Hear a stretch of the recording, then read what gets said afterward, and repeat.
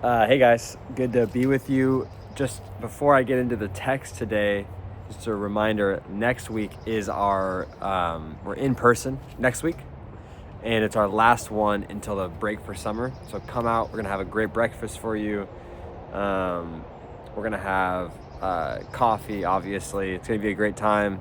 Don't miss it. Bring your crew. Today we're looking at Jeremiah chapter 29. We're going to spend a couple weeks in Jeremiah 29. There's a lot of really good stuff in here.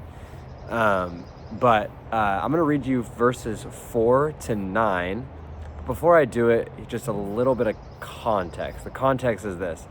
You remember earlier when I was talking about how the people of Israel, really the people of Judah, which is like, the sister nation to Israel, they were getting prophesied by Jeremiah that they were going to get taken into exile by Babylon.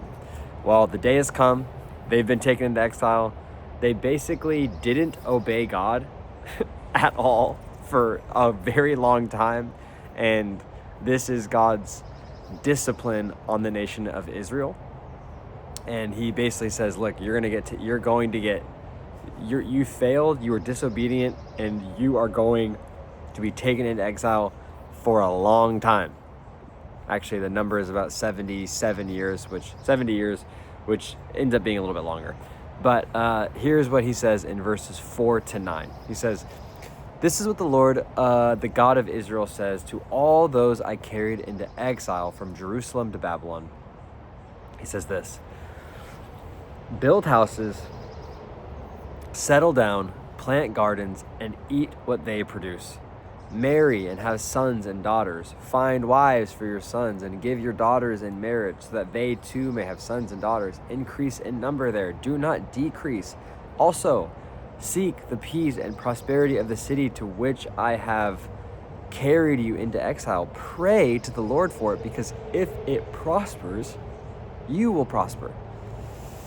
Yes, this is what the Lord Almighty, the God of Israel, says. Do not let the prophets and the diviners among you deceive you. Do not listen to the dreams you encourage them to have. They're prophesying lies in my name. I have not sent them." The last couple sentences there is basically people being like, we're not going into exile. Don't worry about that. Like, this is all fake. He was basically saying that's a lie. But basically, I just love what he says. He's just like, look, you're going into exile, and this isn't a time to like just survive until I fix your life or like I bring you back. Instead, he says, grow and live and invest and stop thinking about what's next or what's God going to do next or what's the next thing and when's this going to get better. It reminds me, I remember one time I was having a conversation with my brother, and in the conversation, he spent a lot of time over the last 10 years going to school, getting school jobs, in the midst of having 3 kids. He ended up finally becoming an RN, so he's a nurse for Kaiser hospitals. But he lived out here, and then he moved to the Central Valley, moved to Clovis, and then had to leave his Kaiser job and get a job at Clovis Hospital, whatever. And then he wanted to get into Kaiser, finally got into Kaiser, but he's working nights, right? And working nights as a nurse. And he was telling me, well, actually, I asked him, I said, man, like, I bet you can't wait until, you're just like not a night nurse anymore when you have that day shift, like that 7 a.m. to 7 p.m. And he was like, honestly, dude, like, I've spent the last 10 years thinking about what's next. And he's like, I'm finally at the point where I'm just like, man, I'm just going to like love where I am right now and invest in what I have right now. Spend time with my kids, spend time with my wife, go to their sports game, go to their baseball games, crush my job. And if something works out later that's a better situation, it's fine, but I like where I'm at. And it just reminded me like that he's not living in his quote plan A, right? Plan A is a little bit of a different situation. He's more in plan B, right? And I feel like a lot of us, we don't end up in our quote plan A. We end up a lot of the time in plan B. Like this almost distorted version of what we wanted, not the exact ideal situation, right? It's like you got a career, but it's not the exact one you wanted, or your marriage is good, but it's difficult and harder than you expected, or you still have like hangover from your 20s or something like that, or I don't know, like you have this disappointment of like, man, I'm not who I thought I was going to be, or fatherhood is more difficult. Like you're kind of it's not the quote ideal situation. And if you're honest, there's like a voice inside of you that's like, man, if I tried harder, if I worked harder, or maybe if I had made better choices, or maybe if I followed God better, that I would be in a situation that's better than the one that I'm in. And the reality is this: that is not how God works, right? God is not limited by maybe the mistakes we made, the missteps we made, the diversion that we went on. That's not what he's limited. God is not scrambling, trying to recover your life piece by piece. That's not what he's doing, right? Even if you didn't make large mistakes, or even if you just, went on a different route, he's not sitting here being like, oh gosh, well, you guys completely blew it, and so now I have to rethink everything. That's not what he's doing. He is working 100% in your job, your family, your season, whatever your version of quote plan B is, it's a part of his plan.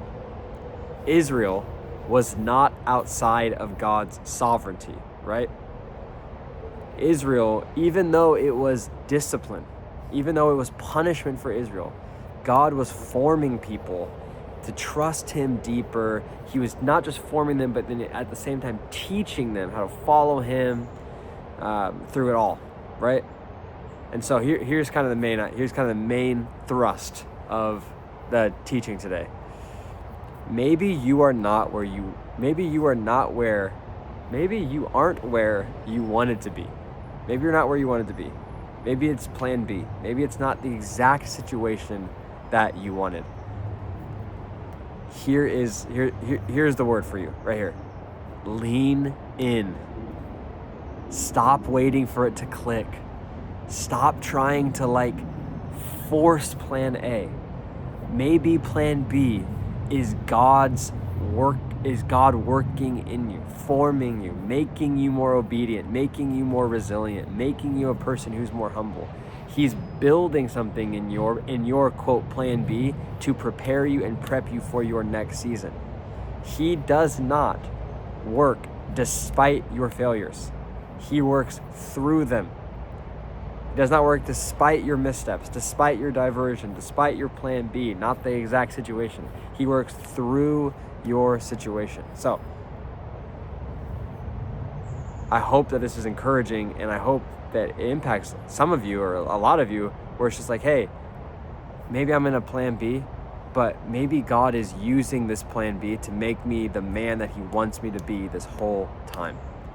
Okay, I love you. I'm gonna send some discussion questions in the email. See ya.